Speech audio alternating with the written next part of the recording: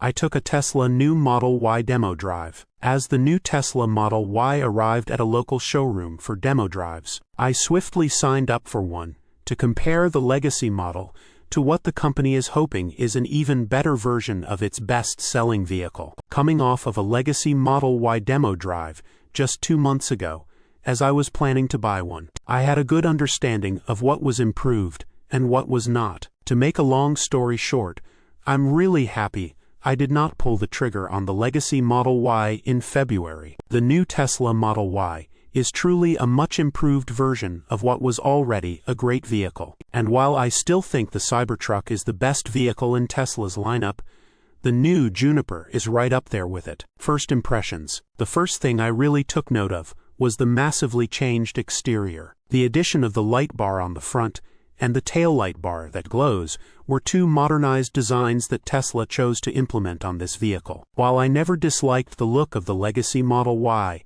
this is simply better. It's more modern, slightly cleaner, and truly starts to give off the vibes of the Cybercab, which Tesla unveiled in October 2024. Overall, the vehicle, in terms of dimensions, is not incredibly different from the past version. The look is really what changed here, and in my opinion, it's for the better. Fit and finish were really great. A quick inspection showed the car had been put together very well, and the sales advisor, who recently took a trip to Gigafactory, Texas, and viewed the new Model Y line, said Tesla has been really paying attention to the condition of these vehicles as they leave the factory. Tesla had a very distinct focus on eliminating excessive panel gaps and aesthetic issues before they leave the factory. Interior changes and higher quality materials. In the past, I've been sort of hesitant to buy Teslas because, for $35,000, I felt like some of the interior parts were cheap. Most notably,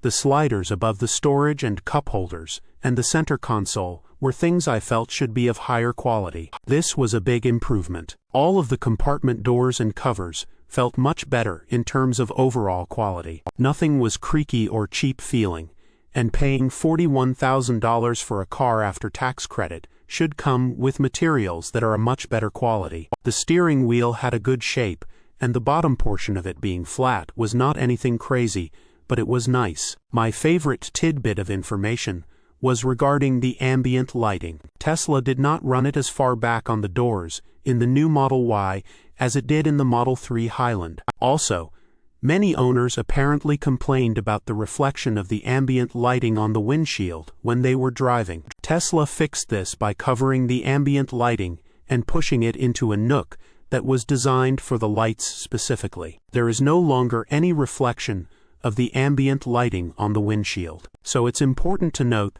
that Tesla didn't take the Highland interior and put it right inside the new Y. Suspension improvements were the best part. By far, my favorite fixes were the suspension improvements. While the fixes to overall interior quality and the look are great, the feel when driving the car is truly more important. The Model 3 Highland had a really great improvement from its past iteration, as I was able to test it with some spirited driving on Pennsylvania backroads. I felt the same way about the new Model Y. You can truly feel a lot of the things Tesla did to make the ride more comfortable in the new version of the crossover. The ride feels solid but not rigid. It handles things like bumps, potholes, and other inconsistencies really well. It was never uncomfortable. It felt very sporty and responsive, and hugged tight corners at higher speeds. Room and comfort. The vehicle was very spacious, and I had a lot of legroom in the back. I also liked the feel of the driver's seat, and I felt like I was sitting in the cockpit of something sportier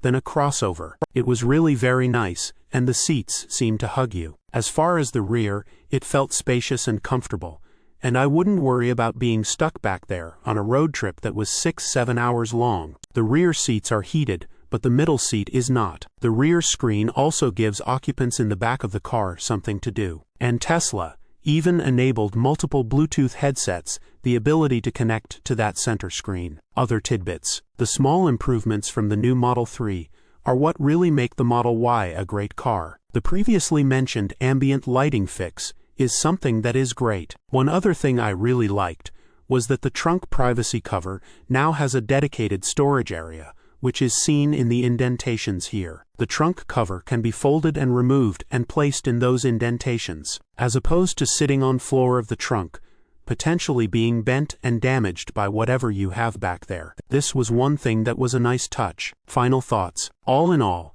I was very impressed with the new Model Y. It is undoubtedly better than what Tesla previously offered, and that car was the best-selling vehicle globally for 2 straight years. I would not be surprised to see many legacy Model Y owners trade their cars in for this new version. There's something to be said about a car that fits functionality and fun. The crossover design is popular because it offers so much more space than a sedan, but is not the size of a massive, full-sized SUV. The way this car drives is more like a sedan than a crossover though, and how the suspension improvements really shine through is where this car is excellent and matches both the wants and needs of many. While the Cybertruck is still my favorite Tesla to drive, the new Model Y is more accessible to more people, and it truly was an awesome experience getting to run around in it for an afternoon. Source: reposted and summarized from Joey Klender at teslarati.